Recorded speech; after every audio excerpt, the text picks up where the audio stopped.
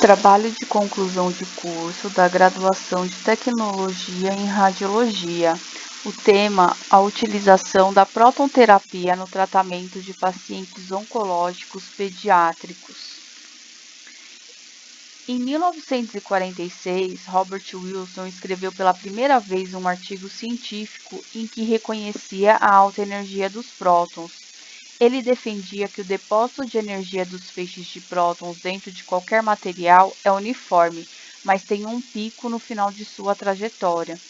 Este permite que prótons, atingindo uma certa profundidade, completem o seu caminho, evitando a transferência de energia e, portanto, não irradiando tecidos colocados além dessa área, ou recebendo radiação bem menor que a utilizada na radioterapia por raio-x. Nos Estados Unidos, os pesquisadores do Lawrence Berkeley Laboratory realizaram estudos aprofundados, confirmando o que o Robert Wilson havia previsto. Devido à menor radiação nos tecidos saudáveis, atualmente essa terapia vem sendo utilizada principalmente em neoplasias da região orbital cerebral, quando não é possível a retirada do tecido tumoral, base do crânio, cavidades nasais e paranasais, prostática, trato gastrointestinal, pulmonar, tecidos moles e neoplasias pediátricas, principalmente as neurológicas. A limitação da dose nos tecidos saudáveis faz com que diminua as chances da criança desenvolver problemas cognitivos quando a terapia é realizada na área da cabeça, ser infértil, que possa ter problemas de crescimento ou até mesmo, devido à dose, evitar efeitos devastadores. O paciente pediátrico, na maioria das vezes, realiza o tratamento de radioterapia em conjunto com a quimioterapia, assim ficando mais intolerante à radiação e aumentando o nível de toxicidade. Já através da protonterapia, essa intolerância é reduzida devido à área que o feixe deposita a radiação. O objetivo é demonstrar que, apesar do alto custo do tratamento protonterápico, o benefício a longo prazo para a saúde do paciente pediátrico é significativo devido aos efeitos secundários da radiação ou uma segunda malignidade por indução radioativa serem consideravelmente diminuídos se comparados ao tratamento através da radioterapia convencional. Para isso, serão utilizados artigos e livros que trazem estimativa de malignidades infantis para o ano de 2020, como é realizada a aceleração dos prótons e como a dose é depositada no alvo.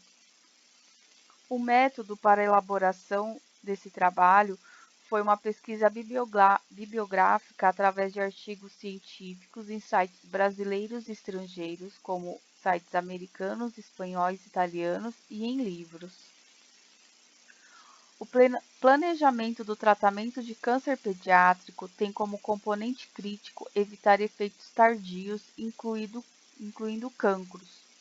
No Brasil, estima-se somente que no ano de 2020 sejam diagnosticados cerca de 8.460 novos casos, sendo que 4.310 serão em crianças do sexo masculino e 4.150 em crianças do sexo feminino. Essa estimativa corresponde a 137,87 casos por milhão em meninos e 139,04 casos por milhão em meninas. Os fatores de risco para o desenvolvimento dessas neoplasias, ao contrário dos adultos, não está relacionado ao estilo de vida, e raramente uma criança pode apresentar alguma alteração genética, onde possa resultar no desenvolvimento do câncer.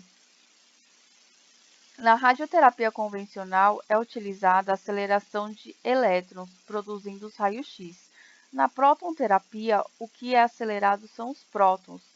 Sabendo-se que o peso molecular do próton é bem maior que o elétron, o físico Don Lincoln, do Fermilab, explica de uma maneira bem simples de se entender como ocorre a interação com a matéria.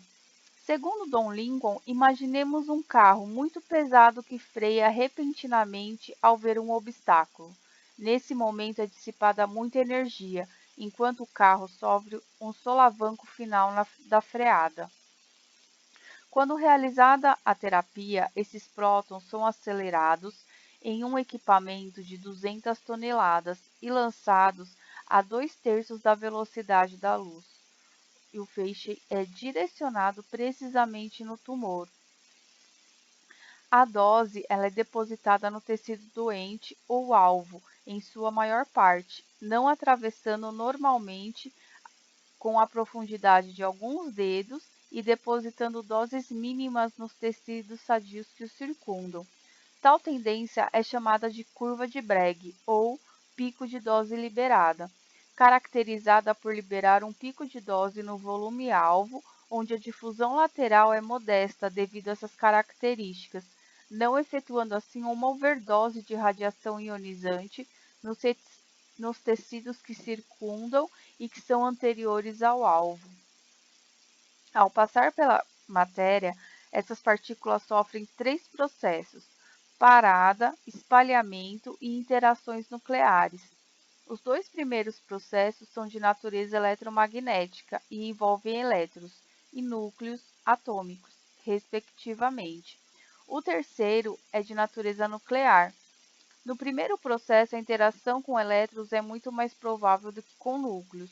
Como os elétrons são muito mais leves que os núcleos, as partículas incidentes transferem a energia em colisões eletrônicas, sem desviar sua trajetória. A energia transferida em cada colisão é muito pequena e a perda observável de energia é devido ao grande número de colisões.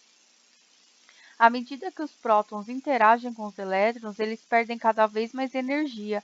Isso ocorre porque, dada uma colisão próton-elétron, o momento transferido para um elétron é tanto maior quanto o próton permanece nessa vizinhança.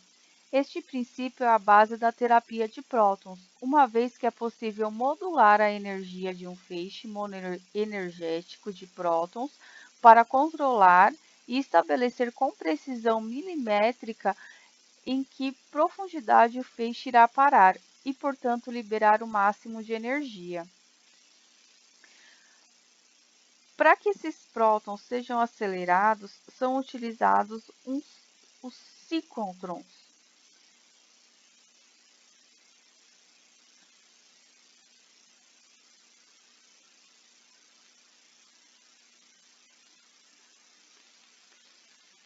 O primeiro ciclotron de prótons foi projetado por E.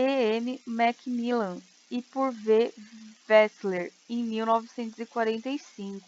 O funcionamento do ciclotron se dá através de um campo magnético que causa um desvio na partícula para uma órbita circular, onde a intensidade do campo é modulada de forma cíclica. Dessa forma, o campo magnético mantém a órbita ao invés de acelerá-la. Este campo magnético é gerado por um eletromagneto anular, onde as linhas deste campo só são necessárias na região anular, que é definida pela órbita. O ciclotron utiliza a variação da intensidade do campo magnético no tempo ao invés do espaço. Diferentemente de um ciclotron, que usa um campo magnético governante e um campo eletromagnético de frequência constante, o ciclotron utiliza a variação de intensidade do campo magnético, ao invés do espaço, devido ao tempo necessário para fazer os ímãs completarem um ciclo completo. Os ciclotrons fornecem uma saída pulsada. Para os síncrotrons, não é possível ter um feixe contínuo, como no caso dos ciclotrons, mas as partículas são aceleradas em pacotes chamados de caixas. Depois que um pacote foi levado até a energia desejada, antes que outro grupo de partículas seja aceito e acelerado, o campo magnético deve retornar ao seu valor inicial e isso pode levar alguns segundos, normalmente de 200 milissegundos a 1 segundo, e a extração do feixe é repetida em um período semelhante. Quando a partícula atinge a energia desejada, são extraídas e levadas para a sala de tratamento por meio do sistema especial de transporte. Nessa figura, nós podemos ver como é a aceleração. Em um acelerador, é necessário um acelerador linear que faça um pré-aceleramento para que possa ocorrer a aceleração em si. Esse acelerador linear, ele ejeta as partículas pré-aceleradas no tubo de vácuo, onde se dá a aceleração a 2/3 da velocidade da luz. Depois, elas são ejetadas para a estação de tratamento. Aqui nós temos um esquema de um equipamento de protonterapia da Varian, é o Probin 360. Aqui nós conseguimos ver o ciclotron no número 1, supercondutor, aí o sistema de transporte de feixes, aí depois vem o gantry. Nesse caso, desse equipamento, ele tem a rotação de 360 graus, tá? E depois é que vem a sala de tratamento do paciente. Tipos de tratamentos feitos em pediatria. O tratamento radioterápico em crianças é desafiador, principalmente quando a neoplasia encontra-se nas regiões da cabeça e do pescoço. Pacientes pediátricos geralmente possuem diversos tumores primários e há um alto risco de toxicidade pela radiação, além das doses de tolerância nessa faixa etária ser baixa. Os tumores cerebrais são o tipo mais frequente de tumor pediátrico que realizam a radioterapia para o tratamento. No entanto, na criança, poupar tecido cerebral normal é de suma importância e pode conduzir o processo de planejamento. As vantagens é que sua aplicação é mais localizada em relação à radioterapia convencional, havendo menor radiação nos tecidos que circundam o alvo. Traz como benefício menor efeito tardio e diminuição na incidência de tumores secundários. Por possuir essa característica de maior precisão do alvo e preservando-se consideravelmente os tecidos que circundam o tumor, pode-se realizar um aumento da dose para tumores mais resistentes. Por esse motivo, tem uma boa relevância em pacientes pediátricos, onde a expectativa de vida é longa. Como desvantagens para o sistema de feixe de prótons de espalhamento passivo, existem muitas variáveis que influenciam a magnitude dos nêutrons perdidos: energia do feixe, tamanho do campo, espaço de ar e tipo de sistema de espalhamento. Os sistemas de feixe de prótons de varredura a ponto não precisam das lâminas de dispersão e dos dispositivos de modelagem de feixe dos sistemas de feixe de prótons de dispersão passiva, resultando em uma dose de nêutrons perdidos 10 vezes menor.